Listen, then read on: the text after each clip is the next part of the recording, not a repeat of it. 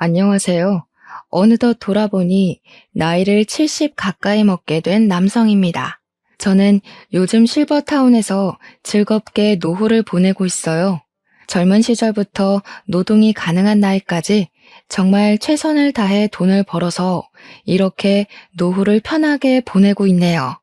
나이 먹어서 편하게 보내는 것도 좋긴 한데 이왕이면 한 살이라도 젊을 때 좀 놀아볼 걸 그랬네 싶은 생각도 드네요. 한 번씩 창문 밖을 내다볼 때면 이제 슬슬 날씨가 풀리고 옷이 얇아지다 보니 나들이 하는 가족 단위들이 많이 보이더라고요. 저도 한때 가족이 있었던 사람인지라 과거 생각도 나고 해서 사연을 쓰게 됐어요.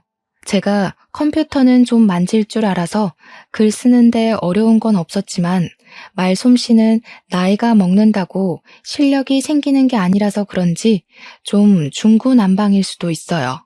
그냥 늙은 영감이 옛날 얘기한다 생각하시고 너른 마음으로 들어주셨으면 합니다. 제게는 3명의 딸이 있습니다. 저는 젊은 시절 중소기업 대표를 맡고 있었고 아내와는 사별하여 혼자 산 지 20년 정도 되었어요. 그 말은 즉, 저 혼자서 돈을 벌고 육아를 했다는 뜻도 됩니다. 저는 어린 딸들이 결혼을 할 때까지만 물심양면 키웠지만 아무래도 일을 하는 아빠로서 아이들의 정서적인 영역까진 많이 케어해주지 못해 늘 미안했어요. 먼저 간 아내가 애들 곁에 같이 있었다면 그래도 애들이 부모에 대해 더 많은 추억을 가졌을 텐데 그런 생각만 하면 제가 확실히 못난 부모였던 건 맞는 것 같네요. 이렇게 자식만 떠올릴 때면 꼭 아내도 같이 생각났어요. 정작 아이들은 엄마를 필요로 하지 않았는데 저만 아내에 대한 그리움을 매 순간 되새기며 살았습니다. 그래서 제가 아이들을 위해 선택한 방법은 경제시장에 더 깊이 뛰어드는 것이었어요. 원래는 개인 사업이었던 장을 소기업으로 키웠고 소기업에서 중소로 키우는 데 집중을 했습니다. 주식까지 공부해서 최대한 재선에서 할 수 있는 만큼 재산 불리는 걸 더 목적으로 살았어요. 당연히 그렇게 열심히 돈을 벌었던 건 오로지 딸들을 위해서였습니다. 제가 엄마의 역할과 정서적인 영역을 메꿔줄 수 없으니 돈으로라도 부족함 없이 표현하고 싶었어요. 제 재산은 곧 딸들의 것이라고 생각하며 지냈습니다.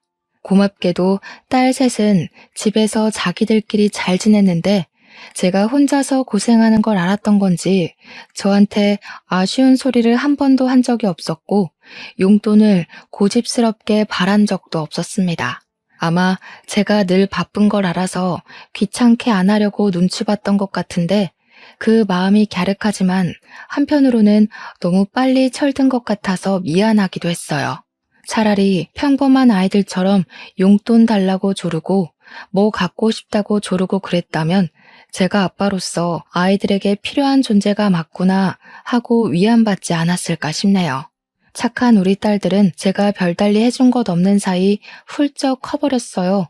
딸들은 성인이 되고 나란히 정년기쯤에 결혼을 하게 되었는데 그때는 저도 나이가 있었던지라 경제활동을 정리하기 시작한 때였어요.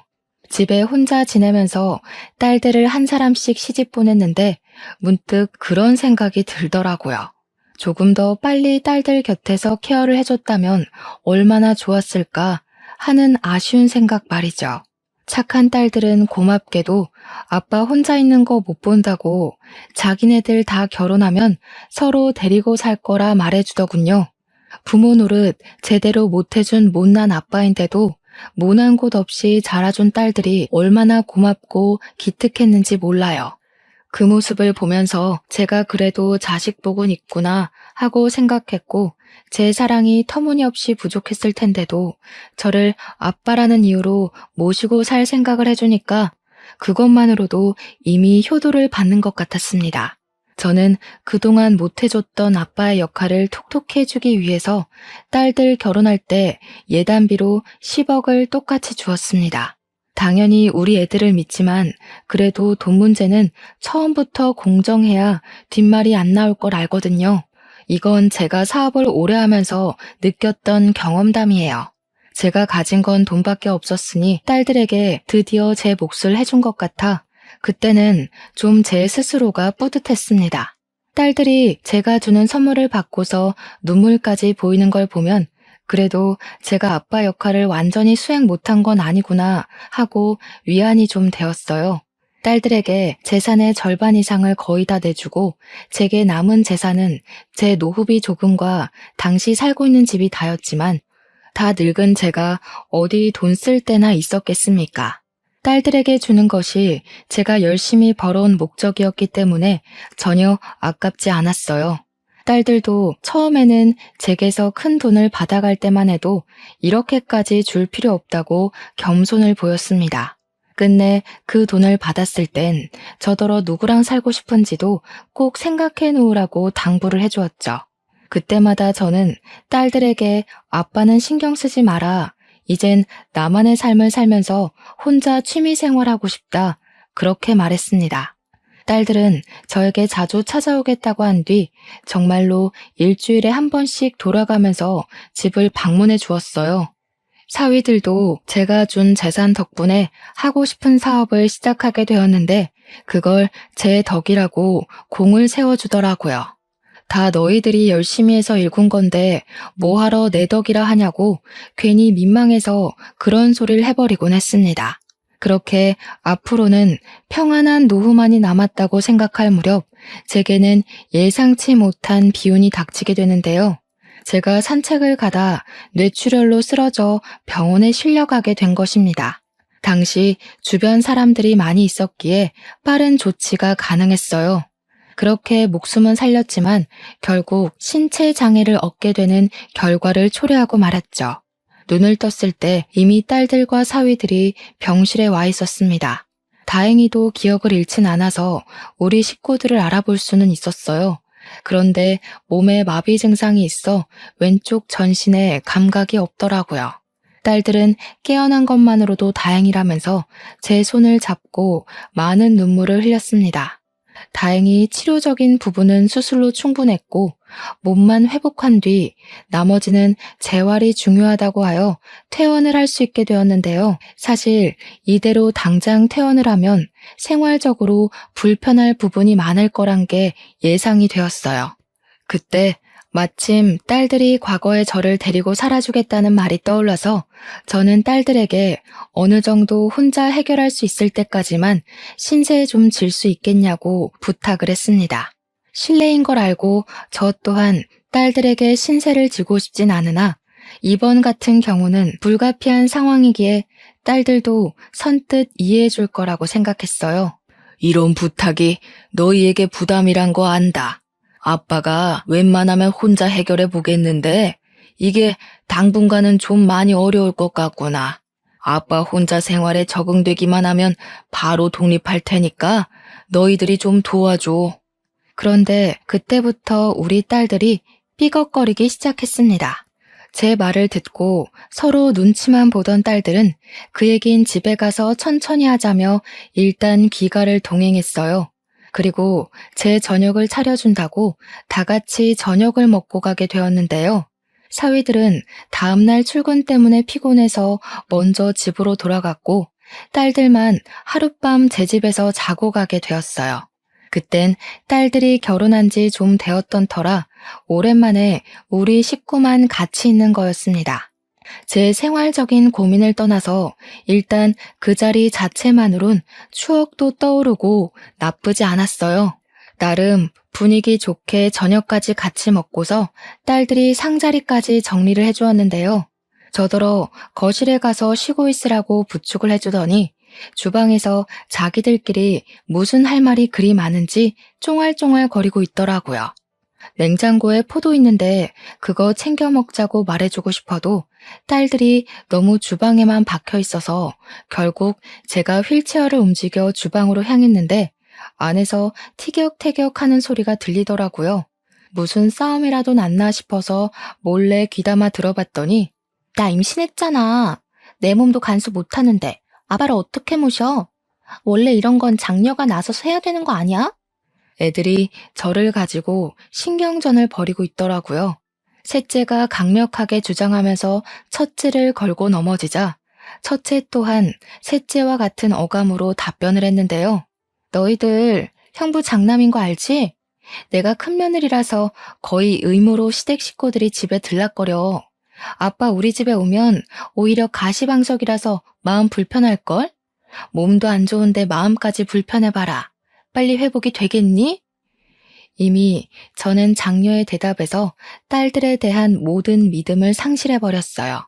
셋째랑 첫째 말에 속이 상한 저는 둘째 말까진 안 들어도 알 것 같아서 돌아서 버렸습니다.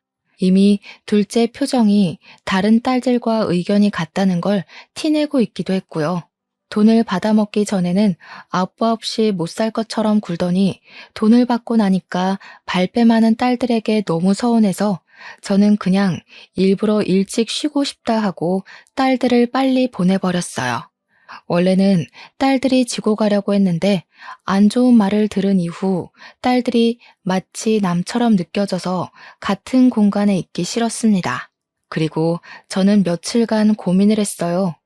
재활 도우미를 고용하는 것이 나을 것 같아 알아보면서도 감히 다시는 딸들에게 물어볼 용기를 못 냈습니다. 그동안 딸들에게 연락이 왔지만 바쁘다고 문자만 보내고 안 받았어요. 그러던 어느 날 둘째 딸한테 연락이 왔는데 제가 전화를 안 받아서 그런지 문자를 했더라고요.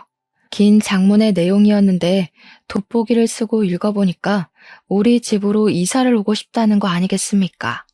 자기 집으로 오라는 말도 아니고 자기 집을 내놓고서 우리 집에 이사를 오겠다니요. 무슨 생각인가 궁금해서 오히려 제가 전화를 걸어보았는데요. 아빠 혼자 두는 게 마음이 안 좋아서 신랑이랑 얘기 많이 해봤어. 신랑은 당연히 괜찮다고 했거든. 아빠만 허락해주면 우리가 아빠 집에 들어가서 살까 하는데 아빠 생각은 어때? 제가 딸들에게 실망했던 그날은 셋째랑 첫째의 거부 반응만 봤지 둘째는 다른 딸들과 똑같을 거라 예상만 하고 눈으로 직접 확인하진 않았었다는 게 떠올랐습니다.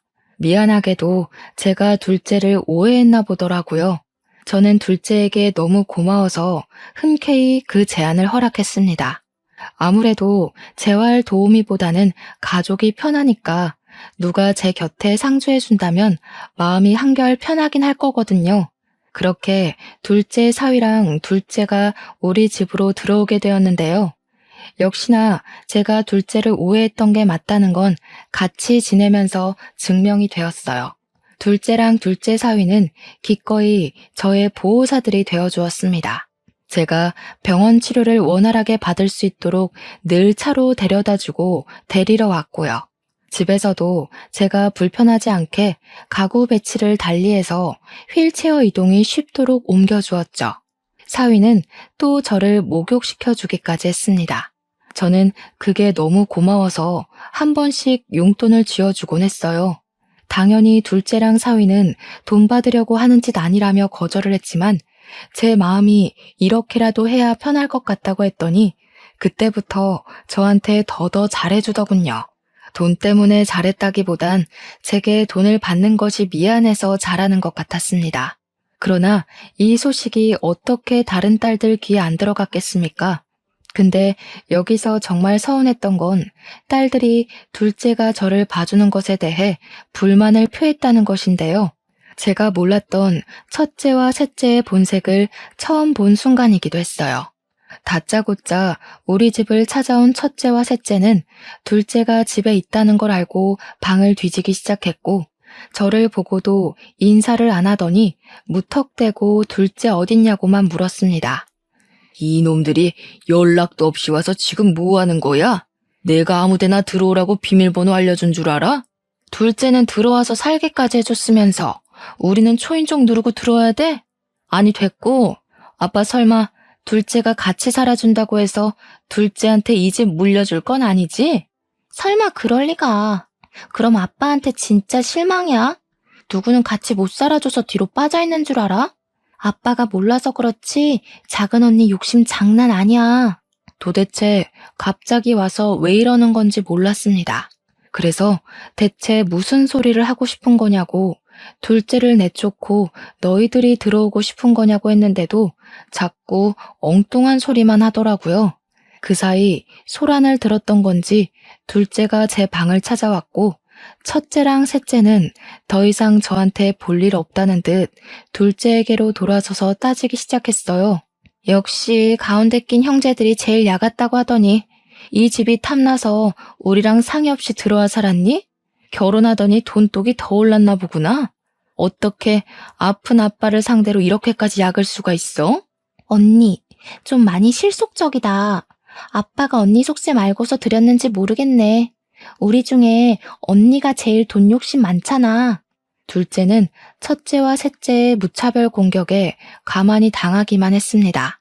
보다 못한 제가 그만하라고 나서면 둘째가 그제야 자기가 알아서 하겠다고 제 몸 걱정을 하면서 괜히 일어나지 말라 챙겨줬죠. 그걸 보고 첫째랑 셋째는 헛웃음을 치더군요. 아빠한테 잘 보여서 재산 더 받으려고 용 쓴다는 식으로 둘째를 험담하였습니다. 아무리 서로 간에 오해가 있다고 해도 그렇지 엄연히 부모가 지켜보는 앞에서 어떻게 다툼을 벌일 수가 있단 말인가요? 그것도 내 재산으로 말이에요. 특히 첫째 행동이 문제였어요. 셋째 행동도 잘못되었지만 동생이 잘못된 인식을 갖고 있으면 장녀라도 나서서 올바르게 상황을 판단하고 따끔하게 조언을 해줘야지. 언니 되는 입장으로서 오히려 셋째까지 선동해서 싸움을 벌이고 있는 게 말입니까? 저는 그날 장녀에게 무척 실망을 했습니다.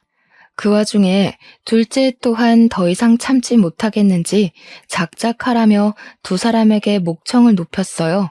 저한테는 죄송하다고 이 상황에 대해 먼저 사과를 하고 말이죠. 아빠가 아픈데도 돈 생각밖에 없는 건 언니랑 너겠지. 둘 다 아빠 다치고 전화 한 번이라도 해본 적 있어? 내가 와서 이러는 게 꼴 보기 싫으면 먼저 나서서 아빠 돌봐줬으면 됐잖아. 아빠 봐주기는 귀찮고 다른 형제가 아빠한테 잘 보여서 재산 뺏기는 건 두렵고 뭐 그런 거야? 내가 볼 땐 네가 제일 무서운 년 같은데? 우리는 직접적으로 티내기라도 했지. 너는 끝까지 아빠 앞에서 연기하고 있잖아. 뭐 눈엔 뭐만 보인다더니 언니가 온종일 돈 생각밖에 안 하니까 언니 눈에 나도 그렇게 보이나 본데 돈급 취급하지 말지. 돈벌레들이랑 같은 수준인 거 기분 더럽거든? 시끄럽고 아빠 쉬어야 되니까 다 나가. 둘째는 그대로 첫째와 셋째더러 꺼지라고 제 방에서 밀어냈고 안 나가면 주거 침입으로 신고할 거라 고래고래 소리를 질렀습니다. 제가 자식들한테 뭘 바라고 돈을 준 건 아니었지만 예단비로 10억씩 준 게 사실 재산 상속과 같은 거였다고 언지를 했었거든요. 가진 돈을 공정하게 나눠서 준 거라 제가 살고 있는 집 말고는 더 이상 돈 없다고도 말했었습니다. 근데 그 10억의 예단비는 이미 첫째와 셋째 머릿속에서 지워진 듯 했어요. 돈 주기 전에는 아빠 하면서 알랑방귀 끼더니 또다시 돈이 아쉬우니까 싹 바뀐 태도가 너무 우습지 않습니까? 첫째랑 셋째를 생각을 하면 둘째와 비교를 안 할 수가 없었어요. 둘째도 다른 집처럼 분명 개인 사정이 있을 텐데도 저한테 노력하는 거잖아요. 첫째와 셋째를 보고 나니 둘째의 헌신이 더욱더 크게 느껴졌어요. 저는 둘째와 둘째 사위의 노력을 그냥 넘기고 싶지 않아서 한날 저녁 식사 자리에서 숨겨뒀던 재산 얘기를 꺼냈습니다. 내가 사실 너희들에게 말 못한 주식이 하나 있어. 이건 죽기 전에 너희들에게 공평하게 나눠주려고 했는데 아무래도 첫째랑 셋째는 괘씸해서 주기가 꺼려지는구나. 그 주식 또한 10억 단위였고 앞으로 주식 가치가 어떻게 될진 모르지만 대개 주가 인상 추세였던지라 앞으로의 전망 또한 좋을 거였습니다. 내가 죽을 때 되면 너희한테 증여해놓고 갈 테니 다른 애들한테는 말하지 말거라. 괜히 또 싸움 일어나면 이젠 정말 가족관계까지 끊어질 수가 있을 것 같아. 그 얘기를 하자 둘째가 깜짝 놀라면서 사위랑 아무 말도 하지 못했습니다. 제 말이 믿기질 않아서 말문이 막힌 듯 했어요. 곧 사실이라는 걸 알고는 고맙다고 눈물까지 흘리더군요. 아빠, 솔직히 언니랑 동생 때문에 아빠가 우리 진심 오해할까봐 너무 무서웠어. 그런데 우리 마음 다 이해해줬네. 우리 진짜 아빠한테 잘할게. 언니랑 동생이 아빠 돈 함부로 못 뺏게 그것도 지켜줄게. 딸은 돈 때문에 아빠를 도운 거 아니니까 괜한 오해는 안 했으면 좋겠다고 걱정도 덧붙였습니다. 당연히 저도 다 지켜봐서 잘 알죠. 돈 주기 전에는 알랑방귀 끼다가 돈 주니까 발뺌하는 첫째네랑 셋째네랑 둘째네는 확연히 다르다는 걸요. 그 뒤로 둘째네는 제게 더 잘했고 저는 다행히 손가락은 제법 움직일 수 있을 정도가 되었습니다. 첫째랑 셋째는 더 이상 집에 찾아오질 않았어요. 혹시 더한 앙심을 품고 찾아와서 깽판이라도 치면 어쩌나 조금은 걱정했거든요. 어쩌다가 착한 우리 딸들이 그런 돈독이 올랐는지 그 둘만 생각하면 몸이 편안하다가도 속은 갑갑했습니다. 그러던 어느 날이었어요. 둘째 사위가 갑자기 속상해하면서 제게 상담을 권하길 장인어른 정말 면목 없지만 지난번에 말씀하신 주식 말인데요. 일찍 주시면 안 될까요? 사실 제가 사업이 조금 어려워져서요. 죄송합니다. 그런 일이 있었으면 진작 말했어야지. 나만 편하자고 자네를 부려먹었었네. 가족이 어렵다고 하는데 당연히 내가 도와야지. 그렇게 하도록 하자. 사위는 눈물까지 보이면서 그간 힘든 거 참고 수개월을 버텼다고 하소연을 했습니다. 저를 케어해주는 동안엔 전혀 힘든 기색을 안 드러내서 몰랐는데 알고 보니 사위가 굳이 드러내지 않았던 거였더라고요. 사업이 힘들었을 텐데도 저를 생각해서 애써 숨겼던 사위에게 문득 미안했습니다. 그래서 사위의 제안에 알겠다고 했고 날 잡아서 계약서 쓰러 가자고 했어요. 그랬더니 사위는 또 감사하다며 제게 넙죽 엎드려서는 한참을 울었습니다. 그렇게 저는 사위랑 딸이랑 같이 계약서를 쓰고 증여신고를 했는데요. 혹시 몰라서 제가 다시 한번 더 둘째네에게 다른 집에 알리지 말라고 당부를 했어요. 둘째랑 사위는 그 자리에서 한 번 더 제게 평생 편하게 모실 것을 약속해 주었습니다. 물론 제게 그렇게까지 바란 건 아니었기에 그건 마음만 받았지만요. 사위는 저 덕분에 살았다면서 기념으로 같이 여행을 가자고 했어요. 너무 좋은 제안이었지만 저는 다리가 불편해서 오히려 애들한테 짐만 될 겁니다. 그래서 괜찮다고 너희들끼리 다녀오라 사양했죠. 그런데 사위는 제가 혼자서 딸 셋 키우고 일만 하느라 여행 한번 못 가본 게 속상했는지 드라이브라도 데려가주고 싶어 하더라고요. 드라이브는 차 안에서만 거의 시간을 보내는 거니까 괜찮을 것 같아서 저는 바다가 보고 싶다고 말을 했어요. 그래서 둘째네 덕에 오랜만에 바다 구경을 갈 수 있었습니다. 바다는 제가 아내를 사고로 잃기 전 마지막으로 딸들을 데리고 여행을 갔던 곳이에요. 오랜만에 맡는 바다 냄새는 아내와의 기억을 떠올리게 해줬어요. 저는 사위 덕에 모래사장에 휠체어를 펴고 앉아서 실컷 바다 구경을 할 수가 있었어요. 다시 걸음하기 어려울 테니 저는 바다를 사진으로 찍고 눈으로 꾹꾹 눌러 담았습니다. 사위랑 딸은 커피 한 잔 사오겠다며 자리를 비웠고 그동안 저는 조용한 바다 앞에서 온전히 저의 지난 삶들을 돌아보는 시간을 가졌어요. 그렇게 시간이 흐르고 날이 어두워지니 이곳에 가로등이 하나 없다는 걸 알아차렸는데요. 그제야 저는 바다에서 눈을 돌리고 딸이랑 사위의 자취를 찾았습니다. 꽤 시간이 흘렀는데도 사위랑 딸이 안 보이더군요. 주위를 둘러봤지만 인적이 전혀 다니질 않아서 누구를 부를 수도 없는 지경이었습니다. 그래서 전화를 하려고 하면 휴대폰이 짐된다며 딸 가방에 맡긴 게 화근이 되었죠. 모래사장이라 휠체어를 움직일 수도 없어 꼼짝을 못했어요. 이 와중에 더 문제는 날이 저물자 점점 수심이 올라왔다는 것인데요. 휠체어 바퀴를 돌려 후진을 하고 싶어도 지면 특성상 땅만 파였습니다. 결국 바다가 바퀴까지 적시는 정도로 빠르게 불어났을 때 저는 좀 더 과격하게 휠체어로 움직여 버렸고 그 탓에 그만 중심을 잃어 휠체어를 쓰러뜨리고 말았어요. 다리를 움직이지 못해서 그대로 바닷물에 몸이 젖었고 모래를 뒤집어 썼습니다. 최대한 한 팔로 기어서 바다를 피해갔지만 그 짧은 시간에 이미 몸은 다 버린 상태였어요. 해가 지니까 날까지 쌀쌀했는데 몸이 젖어 있으니 추위가 더 빨리 찾아오는 겁니다. 저는 일단 목소리를 내어 주변에 구조 요청을 해봤어요. 하지만 소용없었습니다. 눈으로만 봐도 어두컴컴하기만 할 뿐 인가라고는 없는 곳이었어요. 그렇게 시간만 보내야 했던 저는 엎드린 채로 아무것도 할 수가 없어서 추위에 떨기만 했고 결국 기절을 해버렸습니다. 아침이 다 되었는지 누가 저를 흔들어 깨우는 바람에 눈을 뜨게 되었는데요. 어떻게 된 건지는 모르겠고 제가 병원에 있더라고요. 근데 없어서 처음 보는 청년이 제가 눈 뜬 걸 보고는 벌떡 일어나 저를 걱정해 주는 거 아니겠습니까?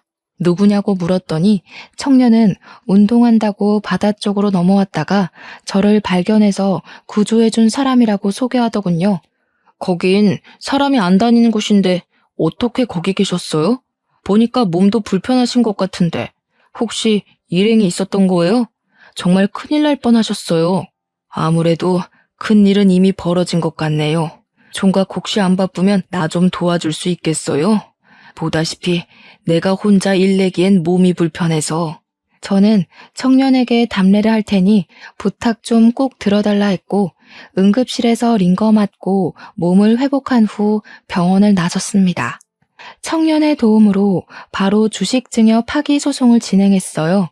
그리고 제 집으로 갔는데 웃기게도 이미 제 집이 부동산에 내놓은 집이라고 하대요. 그 소리 들으니까 바로 직감이 오더라고요.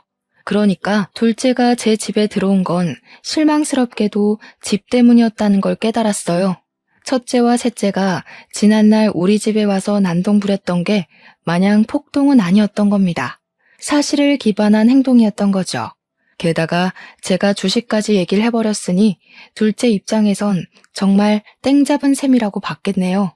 가족끼리도 이렇게 공을 들이고 연기를 하면서까지 돈을 탐낼 수 있다는 것이 제게는 그저 말이 안 나올 만큼 충격이었습니다.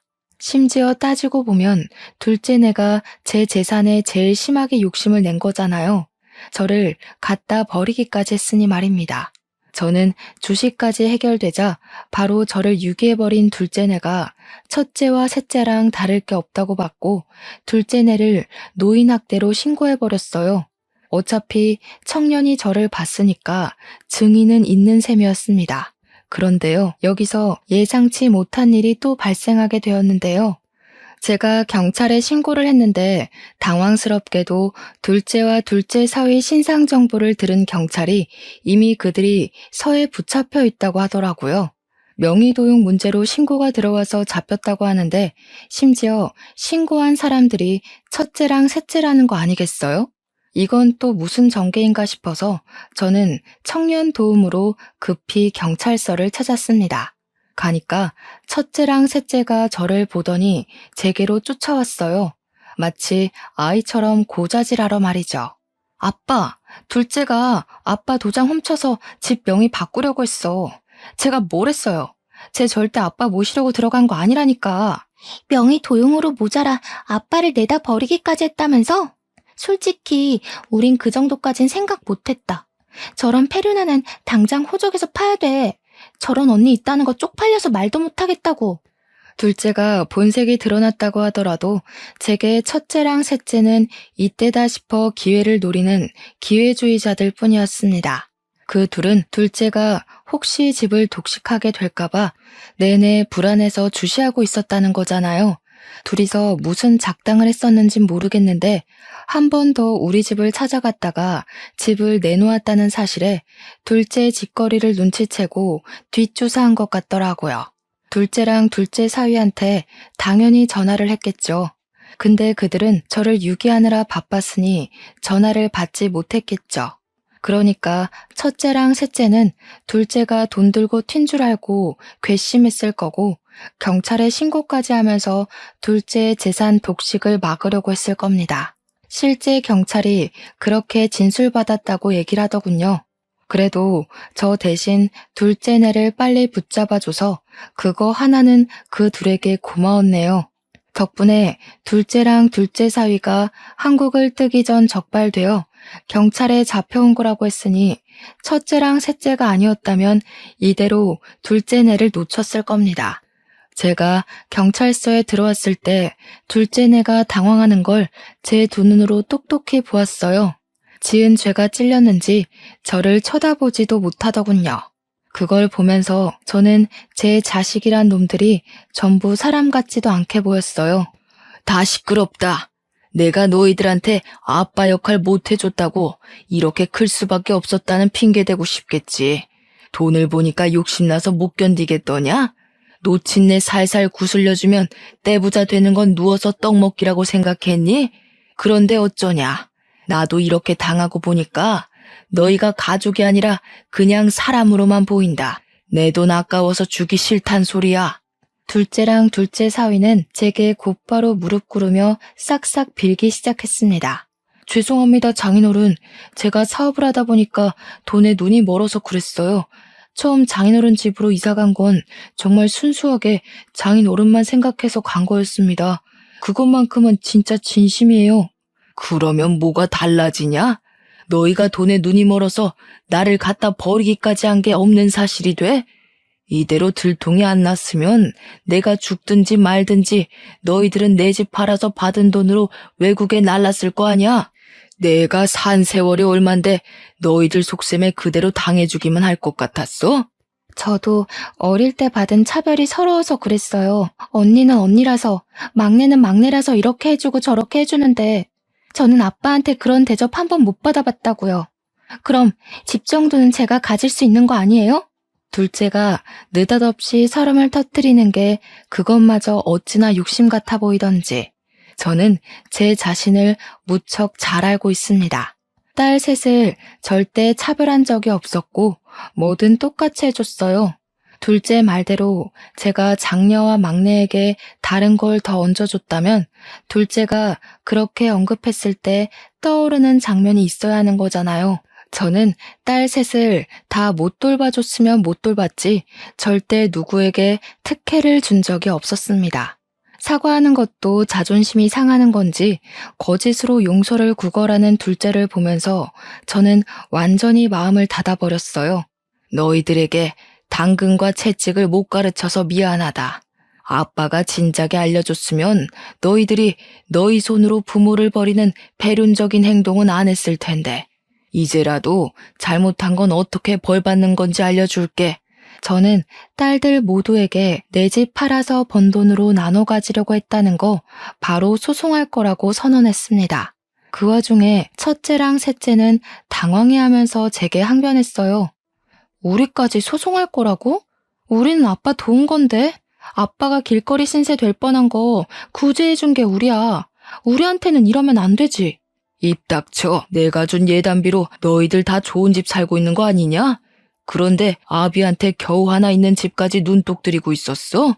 이미 꿀꺽 먹은 예단비를 도로 뱉어내라고 할 수도 없고 내가 이대로는 분이 안 풀려서 그냥 넘길 수가 없다. 다들 10억 뱉어낼 준비나 하고 있어. 그 사이 타이밍 좋게도 주식은 8배나 상승해 졸지에 재산 80억이 생겨버렸습니다. 아마 자녀들에게 청구한 비용까지 받으면 더 늘겠죠. 저는 그대로 청년의 도움을 받아 경찰서를 빠져나왔어요. 딸들이 저를 끝까지 쫓아왔는데 청년이 저를 대신해서 막아주었습니다. 그 순간 청년에게 그런 곤욕까진 치르게 할 생각이 없었는데 문득 큰 도움을 비친 것 같아 꼭 답례를 크게 해야겠다고 생각했어요. 아무튼 원래 첫째 사위와 셋째 사위가 그리 잘 사는 편은 아닌 채로 장가를 왔습니다. 우리 딸들은 만나서 제가 준 예단비 10억 받고 형편이 나아진 거였어요. 사위들이 원래 둘 다 평범한 직장인이었는데 돈이 생기고부터는 직장을 그만두고 사업을 시작했다고 들었거든요. 번화가로 들어서서 시작한 덕분에 사업은 초창기부터 매출 대박을 쳤고 그 수익을 믿고서 첫째네와 셋째네는 사치가 좀 컸습니다. 그들에게 사업은 당연히 하나밖에 없는 밥줄이에요. 사람은 밥 못 먹곤 못 살거든요. 그런데 부모에게 폐륜을 서슴지 않는 이 자식들이 배부르게 먹고 살도록 내버려 두는 건 부모로서 자식 교육을 포기한 것과 같지 않겠습니까? 그래서 제가 치킨 매장 오너로 있는 첫째 사위와 헬스장 하는 셋째 사위의 건물을 각각 매수해버렸어요. 그렇지 않아도 첫째랑 셋째가 사위들 사업장에서 악덕 사모님으로 명성이 장난 아니더라고요. 사장은 괜찮은데 그 집 사모가 별나다면서 다 같이 같은 욕을 하길래 한숨밖에 안 나왔습니다. 그래도 제가 일부러 악덕 세입자라고 소문을 만들지 않아도 다른 세입자들이 알아서 제 딸들을 욕해주니 두 손 두 발은 편하더군요. 물론 그 사람들 앞에선 그 악덕 사모들이 내 딸이라고 하기 쪽팔려서 아는 체는 안 했어요. 일단 여론이 제 편으로 몰렸으니 저는 본격적으로 악덕 세입자 쫓아내기에 돌입했습니다. 그때부턴 부모와 자식 관계가 아니었고 건물주와 세입자 관계로 집중했어요.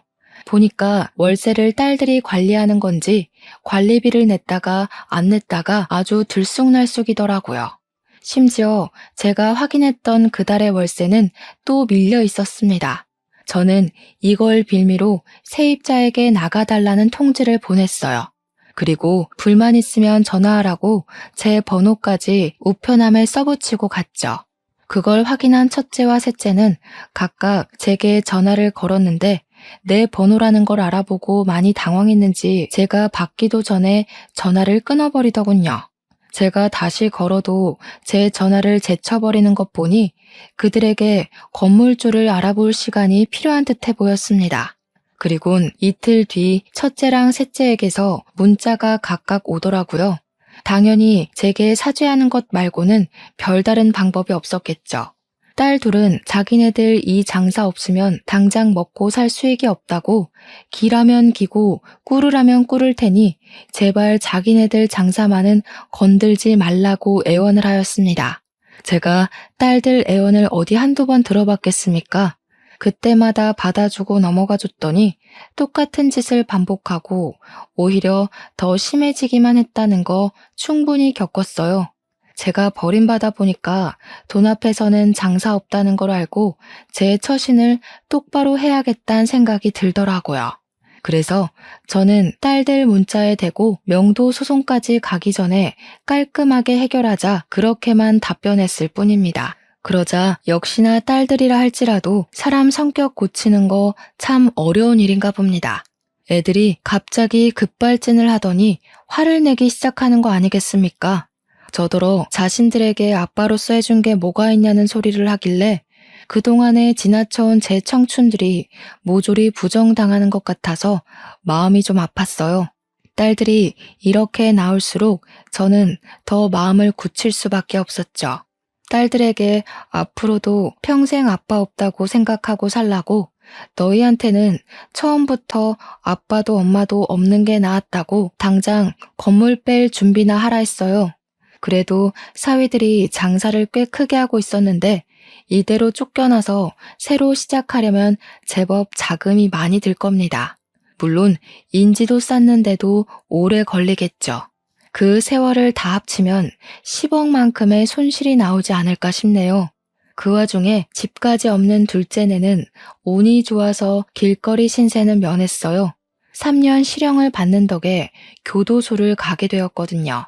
부디 사회로 다시 나올 때는 못난 마음 다 털어버리고 새 사람이 되길 바랄 뿐입니다. 여기까지 오는 데에 저 혼자였다면 절대 해내지 못했을 겁니다. 청년이 취업준비생이라서 저를 많이 도와줬기에 가능했던 일이었어요. 그 뒤로도 착한 청년은 제 집 구하는 것까지 같이 동행해서 도와줬는데요. 제가 밥 한 끼 사준다고 소고기집을 데려갔는데 글쎄 이놈이 저를 챙기느라 고기를 잘 먹지도 않더라고요. 그래서 일부러 나도 손 있다고 환자 취급하지 말라 으름장을 놓았더니 그제야 눈치 보면서 허겁지겁 고기를 먹는데 얼마나 귀여운 녀석이던지. 부동산을 다시 한번 돌아볼까 고민하던 중 청년이 조심스레 제게 제안하길 요새 실버타운이 참 좋게 나와 있다고 추천을 해주더라고요. 그래서 청년 도움으로 실버타운 알아본 후 요양보호센터가 딸려있는 곳이 좋을 것 같아서 그곳으로 입주 신고를 하게 되었습니다. 청년이 나쁜 녀석인지 바람직한 놈인지는 잘 모르겠으나 일단 제가 보답하겠다고 약속을 했잖아요. 해서 제가 청년에게 답례비로 10억을 주었고 나머지는 제가 쓸 돈을 빼고는 사회에 환원해야겠다 생각했습니다. 근데 청년이 자기 뱅킹으로 입금된 금액을 보더니 놀라서 휴대폰을 떨어뜨리더라고요. 이게 뭐냐고 이렇게 큰 돈 못 받는다며 당황해 하더라고요. 어른이 주는 건 그냥 감사합니다 하고 받는 거야. 그것도 하나의 사회생활이다. 네가 나한테 이 정도의 가치만큼 도움이 되었다는 거니까 사양하지 말고 받아도 얼른 번듯한 직장인 돼서 예쁜 아가씨랑 결혼도 해야지. 제 조언에 청년은 눈물을 글썽이더니 정말 감사하다고 안 그래도 자기 집 어려운데 취직까지 자꾸 떨어져서 힘들었다면서 열심히 살겠다고 연신 꾸벅거리더군요. 그래서 저는 청년과는 연이 끊어지는 줄 알았습니다. 죽기 전에 좋은 일 하나 하고 간다. 그리 생각하고 말 인연이라고 봤죠. 그러나 놀랍게도 청년이 일주일에 한 번은 무조건 실버타운을 찾아오는 거 아니겠어요? 감사해요. 저 딴 길로 안 새고 제가 하고 싶던 일을 바로 시작할 수 있게 되었어요. 저희 엄마도 몸 안 좋으셨는데 병원비 걱정 없이 치료받고 있고요. 이게 다 할아버지 덕분이에요. 저 꼭 성공해서 할아버지한테 보답할 거예요. 그때까지 오래오래 사셔야 해요. 최근에 알게 된 건데 청년 휴대폰에 저장된 제 이름을 보고 얼마나 웃었는지 모릅니다. 산타 할아버지라고 되어 있더라고요. 아무리 그래도 동심을 갖고 있을 만큼 어린 나이는 아니었는데 얼마나 귀엽고 기특해 보였는지 몰라요. 정말 딸 안 부러운 손자 하나가 생겨버린 기분이었습니다. 청년은 방문 횟수가 늘어갈 때마다 점차 더 번듯한 사업가가 되어가고 있는데 그걸 보는 재미가 또 쏠쏠하더라고요. 저도 사업을 번성시켰던 사람이다 보니까 사업 중인 청년이 제게 조언도 많이 구할 때가 있는데요.